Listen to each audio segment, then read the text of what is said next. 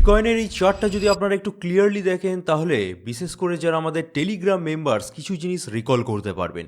এই চার্টটা আমি এই সপ্তাহের ফার্স্ট ডে অর্থাৎ সোমবার দিন কিন্তু পাবলিশ করে দিয়েছিলাম, আজ শুক্রবার, এবং দেখা যাচ্ছে যথাযথ বিটকয়েনের মধ্যে প্রাইসে ক্র্যাশ এসে গেছে। ইভেন আজকের ডেটে $60,000 যে সাপোর্টটা আছে সেটাও কিন্তু প্রায় ব্রেক করে গেছে।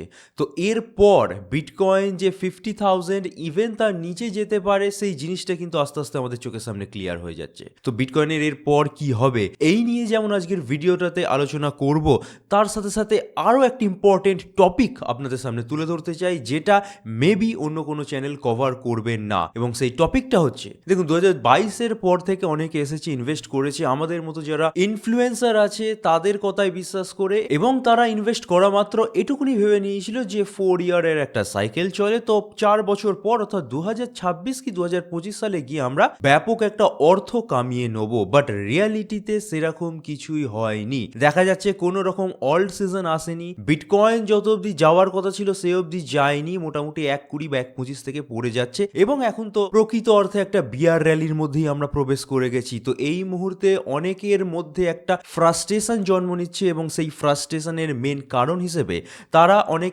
ইনফ্লুয়েন্সারদের দায়ী করছে, না আপনাদের কথায় আমরা বারবার ইনভেস্ট করে গেছি, এখন তো বিয়ার মার্কেট চলে এলো, কোনো রকম ইনভেস্টমেন্টের উপর রিটার্ন পেলাম না, এখন আপনারা বলছেন যে আবারও ইনভেস্ট করতে হবে। তো এই যে ফ্রাস্ট্রেশন সেটা একদমই স্বাভাবিক এবং এটা হওয়ারই কথা। তো এখন কি করা উচিত সেটারই কিন্তু আমি একদম টু দ্য পয়েন্ট রিপ্লাই দেওয়ার চেষ্টা করব, যেটা শুনলে অনেক কিছু কনফিউশন যেমন আপনাদের দূর হবে, তেমনি কিন্তু আপনারা ক্ল্যারিটি পাবেন। তো যে টপিক নিয়ে অন্য যে কোনো ইনফ্লুয়েন্সার মুখ খুলতেও ভয় পায়, অর্থাৎ আমাদের কথা দিয়ে আপনারা ইনভেস্ট করেছেন, এখন কোন মুখেই বা এসে আপনাদেরকে আমরা সান্ত্বনা দেবো, তার উত্তরটাই কিন্তু আমাদের ভিডিওতে আপনারা পাবেন। সো বুঝতেই পারছেন আমাদের চ্যানেলটা কিন্তু মুখে যা এলো বলে দিলাম তারপর ব্যাকআপ দিতে পারলাম না সেরকম চ্যানেল নয়। বাংলা মার্কেটে বং ক্রিপ্টো এক এবং অভিন্ন, এবং ইন ফিউচারও থাকবে। সো আজকের ভিডিওটা কিন্তু মোস্ট ইম্পর্টেন্ট হতে চলেছে, একটুকুনিও যদি মিস করেন তাহলে কিন্তু অনেক কিছু কনসেপ্ট আপনার ক্লিয়ার হবে না।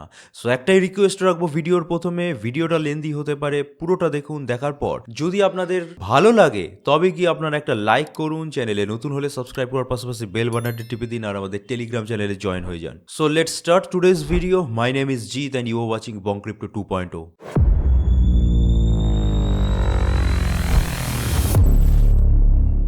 ফার্স্টেই আমি আমাদের টেলিগ্রাম চ্যানেলটা একটু দেখিয়ে রাখতে চাই, যেটা ভিডিওর ফার্স্টেই বললাম যে সোমবার এই সপ্তাহের আমরা জানিয়ে দিয়েছিলাম যে এরকম কিছু একটা ক্র্যাশ হতে পারে, এবং সেটা 60,000 অব্দি বিটকয়েনের প্রাইসকে ইজিলি ঠেলে দিতে পারে। তো প্রায় 6 দিনের মাথায় গিয়ে কিন্তু দেখা যাচ্ছে সেটা কিন্তু সত্যি হলো। তো আমাদের সাথে যারা জুড়ে আছে টেলিগ্রামে, যারা অ্যানালিসিসগুলো দেখছেন, তারা আশা করি উপকৃত হচ্ছেন, এবং যদি আমাদের কথা মতো আপনারা শর্টের দিকে ট্রেড ওপেন করতেন, যেটা আমি বারবারই বলে এসেছি যে এখন শর্টের দিকে ট্রেড ওপেন করার মেন সময়, যদি আপনার বিটকয়েনের শর্ট নিতেন তাহলে কিন্তু ভালো একটা প্রফিট হয়ে যাওয়ার কথা। সো আবারও বলছি, টেলিগ্রামে জয়েন হয়ে যান। প্রতিটা ভিডিও ডেসক্রিপশন সেকশনে free Telegram channel joining link থাকে, সেখান থেকেই জয়েন হবেন, অন্য কোথা থেকে নয়। এবার আজকের মেন টপিকে ফিরে আসা যাক, বিটকয়েনে কি হতে পারে, ইথেরিয়ামে কি হতে পারে। তো তার জন্য আমরা ফার্স্ট S&P 500 ইন্ডেক্সের চার্টে চলে এসেছি। S&P 500 ইন্ডেক্সের চার্টে গেলে আপনারা এখনো 4 আওয়ার্সের চার্ট যদি খুলিনি দেখতে পাবেন কোনোভাবেই এই যে বিয়ারিশ ডাইভারজেন্সটা তৈরি হয়েছিল সেটাকে ক্রস করে প্রাইস এখনো অব্দি উঠতে পারেনি, কিছু অংশ পড়ে গেছিল। তারপর আপনারা প্রত্যেকেই জানেন স্পেস এক্স লঞ্চ হওয়ার দরুন মার্কেট একটু তেজি পায়, বাট আবারও দেখা যাচ্ছে একটা পার্টিকুলার লেভেল থেকে ড্রপ হতে আরম্ভ করেছে। S&P 500 এর সাথে বারবারই আমি বলে চলছি এখন আর বিটকয়েনের খুব একটা সম্পর্ক নেই। তাও S&P 500 ইন্ডেক্স আমি যা মনে করছি, আজ ফ্রাইডে, কাল থেকে উইকেন্ড, অর্থাৎ বন্ধ থাকবে স্টক মার্কেট। সো আজ রাতে যখন স্টক মার্কেট ওপেন হবে তখন ম্যাক্সিমাম চান্স আছে এই পার্টিকুলার জোন বরাবর কনসলিডেট করার, খুব একটা বাড়বে বা পড়বে বলে আমি অনুমান করছি না। এবার আমি ডাইরেক্টলি বিটকয়েনের চার্টে শিফট হয়ে যায় এবং বোঝানোর চেষ্টা করি বিটকয়েনে কি হতে পারে। তো আজকে ফার্স্টে উইকলি ডাটা দিয়ে খুলবো না বা দেখাবো না, ফার্স্টে চলে এসেছি 3 ডেজ টাইম ফ্রেমে। 3 ডেজের মধ্যে একটা জিনিস আমি টেলিগ্রামে এর আগেও আপডেট দিয়েছি, ভিডিওর সময় আবারও বলে দিয়েছি, দেখুন এই যে $60,000 যে একটা সাপোর্ট আছে, যেটাকে বারংবার আমরা টাচ হতে দেখতে পাচ্ছি, সেটা কিন্তু আস্তে আস্তে এবার দুর্বল হয়ে গেছে। কারণ কোন একটা সাপোর্ট লেভেল বারবার যদি টেস্ট হয় সেটা দুর্বল হয়ে যায় একটা পার্টিকুলার টাইমের পর গিয়ে, এবং যেহেতু আমরা একটা কন্টিনিউয়াস বিয়ার র্যালির মধ্যেই পড়ে গেছি, তখন বুঝতে হবে প্রাইস এখানে কিন্তু আর ধরে রাখবে না।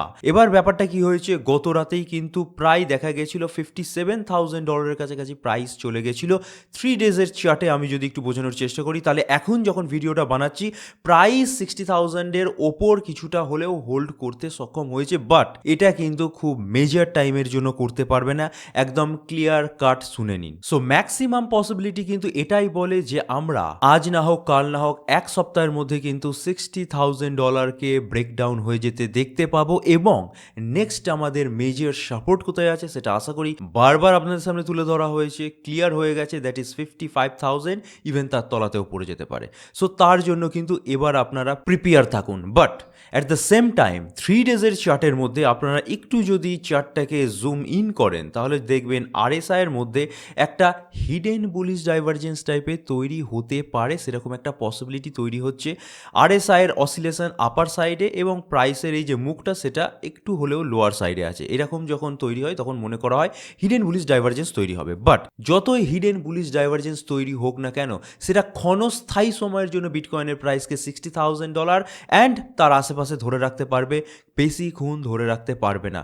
সো যদি দেখেন সময়ের সাথে 3 ডেজের চার্ট, ইভেন তার তলার চার্টেও একটা হিডেন বুলিশ ডাইভারজেন্স টাইপের তৈরি হচ্ছে আরএসআই এবং প্রাইসের মধ্যে, তাহলে ম্যাক্সিমাম পসিবিলিটি এটাই বলে কাল স্যাটারডে দেন সানডে দুদিনই স্টক মার্কেট বন্ধ থাকবে, এবং আজ ফ্রাইডে S&P 500 ইন্ডেক্স কনসলিডেট করতে পারে। তো সেই অনুযায়ী রবিবার অবধি বিটকয়েনের প্রাইসও কিন্তু এই $60,000-এর আশেপাশে কনসলিডেট করবে। নেক্সট মেজর মুভমেন্ট মেবি আমরা গিয়ে সোম কি মঙ্গলবার দেখতে পাবো। সো আমাদের সাথে জুড়ে থাকুন, কি হতে পারে সেই বিষয়ে যেমন আপডেট দেবো, অবশ্যই ভিডিও আকারেও পাবলিশ হবে, টেলিগ্রামেও বলে দেওয়া হবে। বাট এখন maximum possibility for next 3 days যেটা আছে সেটা হচ্ছে $60,000-এর আশেপাশে প্রাইস মুভ করবে, 55 বা $50,000-এর কাছাকাছি প্রাইস চলে আসার প্রবণতা কম আছে। সোম মঙ্গলবার করে একটা পসিবিলিটি তৈরি হতে পারে, সেটা তখন আমি বলবো। এবার একটু ডেপথে গিয়ে আমরা যদি দেখি, তাহলে আমাদের 12 আওয়ার্সের চার্টের মধ্যে চলে আসতে হবে, এবং যে হিডেন বুলিশ ডাইভারজেন্সটা তৈরি হতে পারে একটু আগে বললাম, সেটা কিন্তু 12 আওয়ার্সের মধ্যে আরও ভালোভাবে বোঝা যাচ্ছে। কি বোঝা যাচ্ছে, একটা জিনিস একটু যদি আপনারা রিকল করেন, তাহলে গত ভিডিওতে আমি বলেছিলাম যে আরএসআই এর লেভেল 12 আওয়ার্সের চার্টে এতটাই নেমে গেছে, প্রায় 17-18, ইভেন তার তলাতে নেমে গেছিল, যে আর অত তলায় শিগগিরই নামবে না।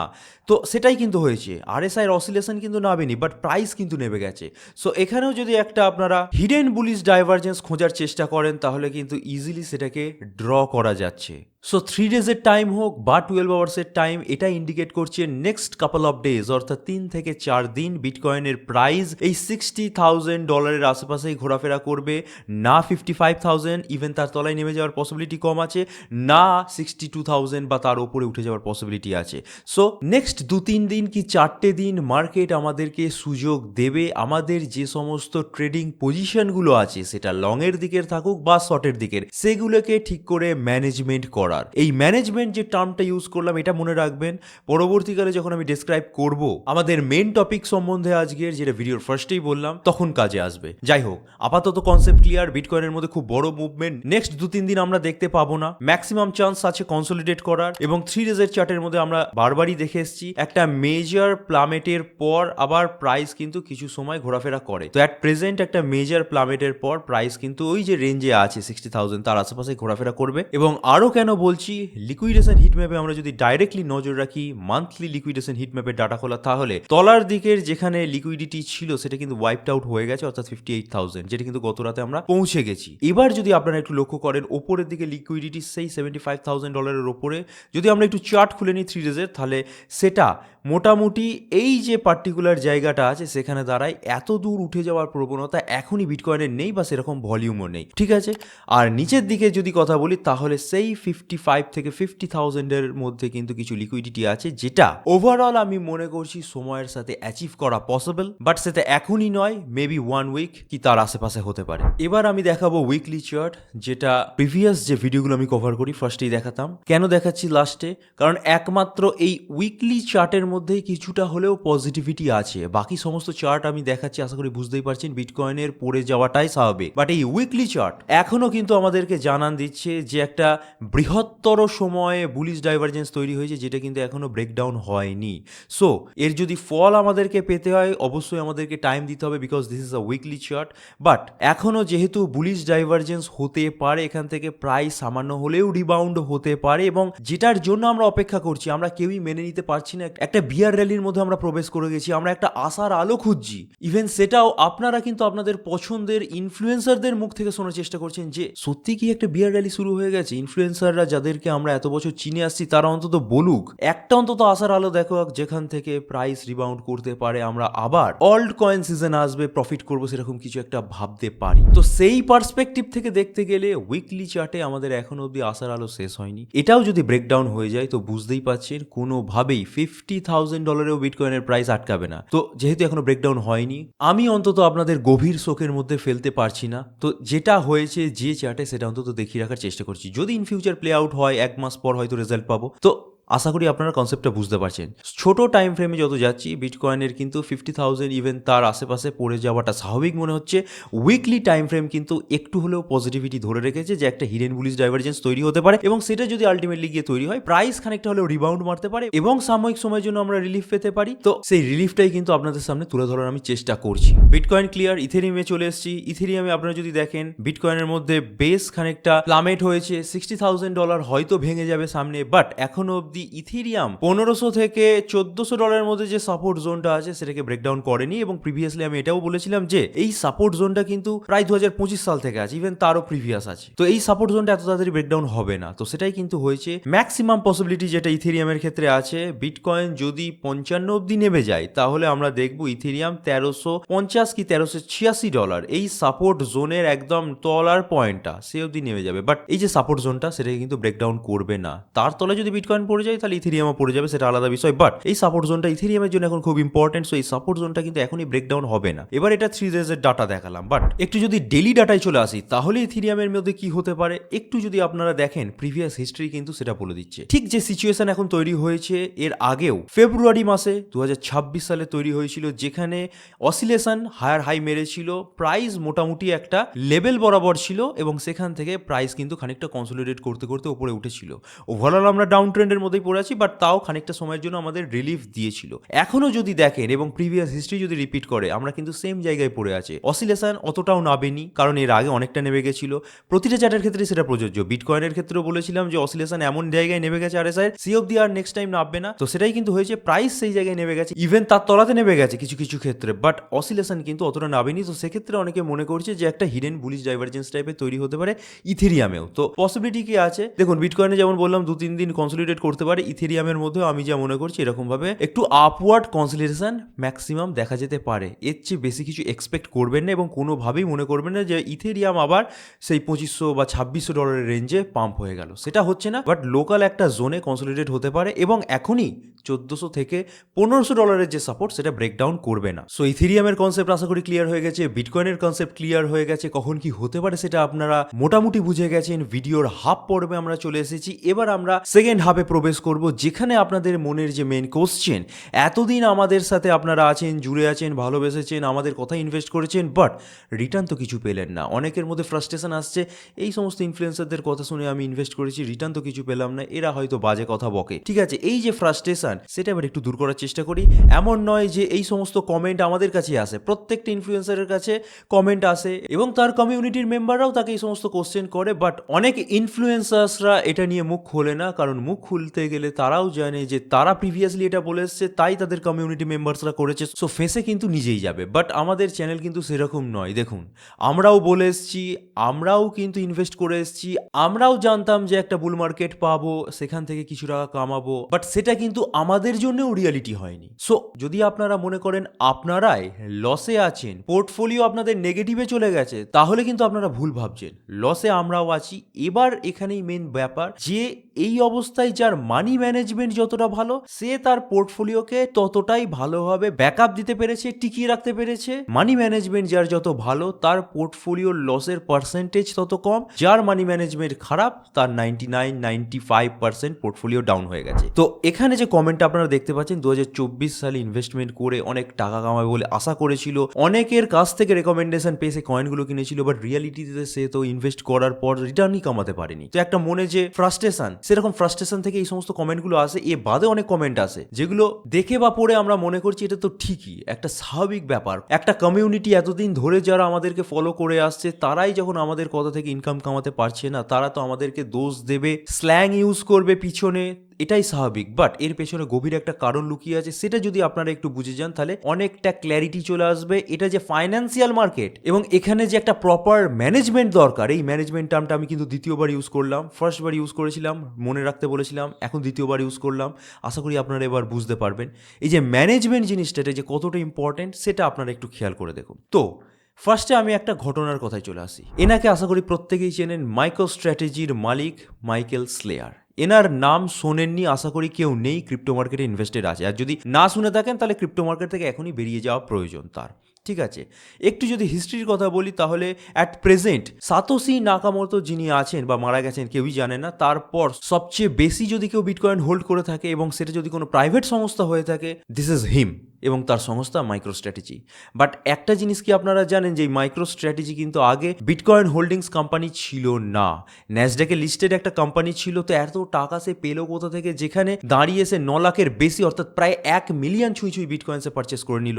বুঝতেই পারছেন কয়েক বিলিয়ন ডলারের কাছাকাছি বিটকয়েন তার আছে। তো নিশ্চয়ই সে কিছু ভেবেছিল, সে কিছু আন্দাজ করেছিল, সেই জন্যই সে কিন্তু এই পদক্ষেপ নিয়েছিল। তো তার পদক্ষেপ আজকের ডেটে গিয়ে দেখা যাচ্ছে রং প্রমাণিত হচ্ছে। তো আমরা কোন ছাড়, এবার আস্তে আস্তে একটু ডিসক্রাইব করার চেষ্টা করি। একটু যদি আমরা প্রিভিয়াসলি দেখার চেষ্টা করি যে এনার কোম্পানি এত বিটকয়েন হোল্ডিংসে আনলো কি করে, তার জন্য 2025 আমাদের ব্যাক করতে হবে। 2025-এ গিয়ে strategy announce proposed initial public offerings of STRC stock. STRC বলে একটা কোম্পানির স্টক সে মার্কেটে রিলিজ করে এবং এটাও কিন্তু কোনো রকম নর্মাল স্টক ছিল না, এটা একটা স্পেশালাইজড স্টক ছিল, যেটা কিন্তু কোনো রকম নর্মাল রিটেলাররা কিনতে পারবে না। কারা কিনতে পারবে? যারা ইনস্টিটিউশনস চালায়, বড় বড় ইনভেস্টার্স বা ভিসি কোম্পানিগুলো, তারাই একমাত্র এই স্টকটা কিনতে পারবে। এবং ইনিশিয়ালি 5 লাখ স্টক মার্কেটে ছাড়া হয় এবং ইনিশিয়ালি $100 পার স্টক ধার্য করা হয়।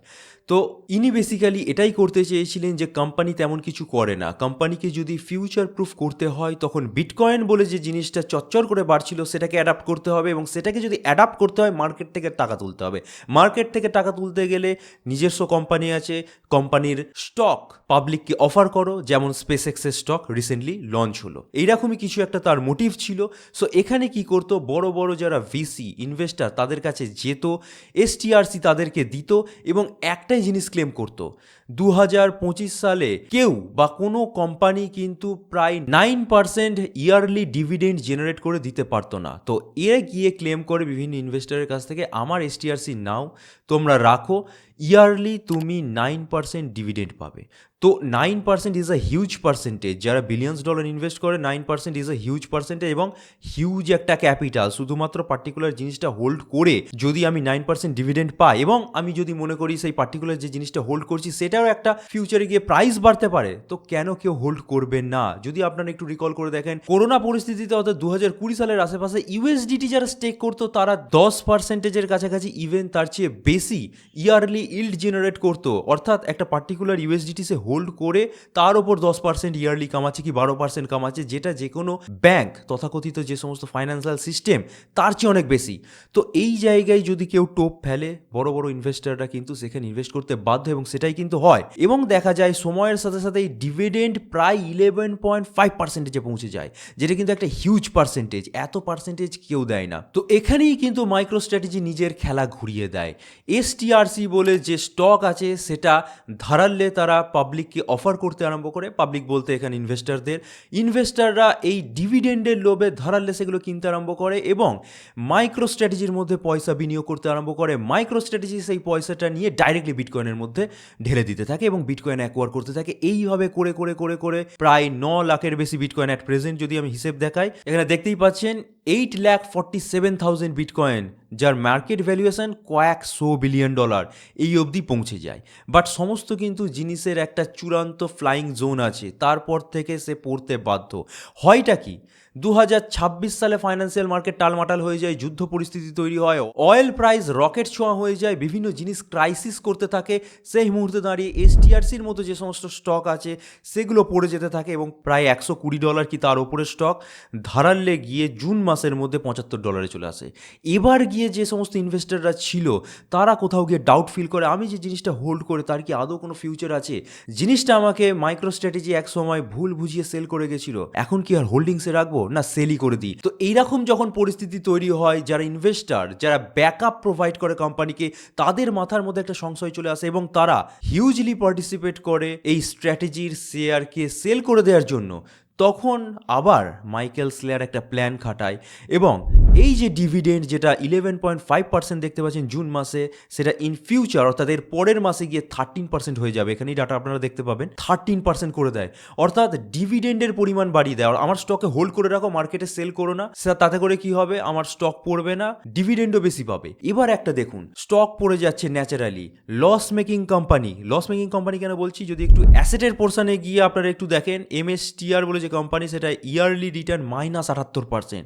বিটকয়েন হোল্ড করে সেই কোম্পানি -45%-এ চলছে, অর্থাৎ এটা একটা লস মেকিং কোম্পানি হয়ে গেছে। তো এই লস মেকিং কোম্পানি কিভাবেই বা 13%, ইভেন এখনকার যদি ক্যালকুলেশনে আনি 11.5% ডিভিডেন্ড তাদের ইনভেস্টারদের দেবে। তো এখানে কিন্তু একটাই ব্যাকআপ দাঁড়ায়, বিটকয়েন যেগুলো তাদের হোল্ডিংসে আছে সেল করো।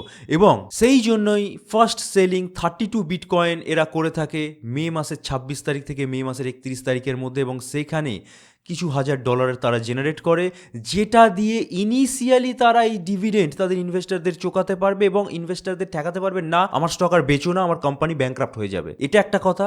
দ্বিতীয়ত, কোনো একটা কোম্পানি রান করতে তাদের এমপ্লয়ীদের ফিস দিতে আরও হ্যাড্ডা কাজে প্রত্যেকেই জানেন যে কিছু অ্যামাউন্ট খরচ হয়, সেই অ্যামাউন্টটা জোগাড় করার জন্যই কিন্তু মাইক্রো স্ট্র্যাটেজির এই সেল, এবং সেই সেলের কারণে বিটকয়েন যে কি টালমাটাল হয়ে গিয়েছিল সেটা প্রত্যেকেই জানে, আমরাও কভার করেছিলাম। সো বুঝতেই পারছেন, এত বড় পার্সোনালিটি যার কাছে কোনো রকম ইন্ধনের অভাব নেই, আমাদের আপনাদের মতো যারা ছোটোখাটো রিটেলার্স, যারা ছোটোখাটো ইনফ্লুয়েন্সার্স, তাদের চেয়ে নিশ্চয়ই মাইক্রো স্ট্র্যাটেজির মালিকের কাছে অনেক বেশি ইন্ধন আছে, অনেক বেশি ডাটা আছে, মার্কেটে কোথায় কি হচ্ছে সবার আগে তিনিই প্রথম জানবেন। তিনি যখন এরকম একটা ভুল সিদ্ধান্ত নিতে পারেন, এবং তিনিও ভেবেছিলেন বিটকয়েন 1 কোটিতে থামবে না, এবং তিনিও বারবার বলে এসছেন $2,00,000 যাবে, $3,00,000 যাবে, তো তার এরকম বড় কোম্পানির ভ্যালুয়েশন যখন এরকম নেগেটিভে চলে যাচ্ছে, তার যে সমস্ত কনসেপ্ট সেগুলো যখন ভুল প্রমাণিত হয়ে যাচ্ছে, সেও হয়তো ভেবেছিল 4 ইয়ার্স পরে গিয়ে আমরা একটা বুল সাইকেল পাবো, কারণ সেটাই প্রিভিয়াসলি হয়ে এসছে। তো সেখানে গিয়ে আমরা কিন্তু কোথাও স্ট্যান্ড করি না। এবং আরও একটা ভাববার বিষয়, ইন ফিউচার যদি বিটকয়েন এইভাবে পড়তে থাকে, মাইক্রো স্ট্র্যাটেজির মতো কোম্পানিকে সার্ভাইভ করানোর জন্য একটাই উপায় থাকে, এবং ডিভিডেন্ডও যদি ইন ফিউচার বাড়তে থাকে ইনভেস্টারদের আটকানোর জন্য, তাহলে কিন্তু আলটিমেটলি গিয়ে মাইক্রো স্ট্র্যাটেজির মালিক মাইকেল স্লেয়ার এই যে বিটকয়েন আছে সেখানেই হাত দেবে, এই বিটকয়েনকে ওটিসি অর্থাৎ ওপেন মার্কেটে সেল করা আরম্ভ করবে। এবং এই সেল যদি করতে থাকে, 8 লাখ বিটকয়েন আছে, একবার ইমাজিন করে দেখুন, এর যদি 5%ও মার্কেটে চলে আসে, বিটকয়েন কোন জায়গায় যেতে পারে। সো একটাই জিনিস বোঝানোর চেষ্টা করছি, এত স্টোরি বলার মাধ্যমে সামারাইজ করে বললে ভুল সবারই হয়। এত বড় বড় লোকেরাই যদি ভুল করে বসে, আমাদের মতো যারা ছোটোখাটো ইনফ্লুয়েন্সার তারা তো ভুল করবে। ইভেন আপনাদেরকে কিন্তু এটাও আমরা বারবার বলে এসেছি, পোর্টফোলিওর 30% বিটকয়েন এবং ইথেরিয়াম হোল্ড করুন, ম্যাক্সিমাম লোকে সেটা করেনি।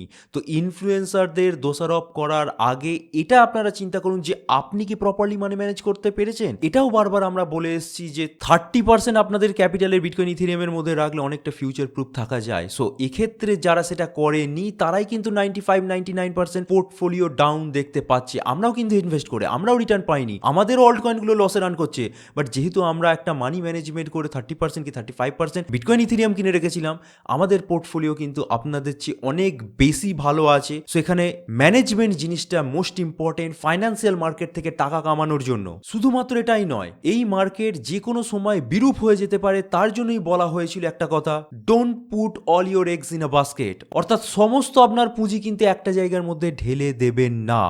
ক্রিপ্টো মার্কেটকে ভালোবাসেন, ক্রিপ্টো করুন, বাকি অন্যান্য জায়গাতে ইনভেস্ট করুন, যাতে একটা সেক্টর ডুবে গেলে বাকি থেকে আপনারা প্রফিট জেনারেট করতে পারেন এবং সেই প্রফিটের কিছু পার্সেন্টেজ আবার আপনারা ব্যাকআপ হিসেবে ক্রিপ্টো মার্কেটকে দিতে পারেন। কারণ আজ না হোক কাল ক্রিপ্টো মার্কেটের মধ্যে পাম্প আসবে, বুলরান আসবে, অনেক কয়েন পারফর্ম করবে, সেটা আপনিও জানেন, আমরাও ভালোভাবে জানি। বাট সেই মুহূর্তে আপনি কি থাকবেন?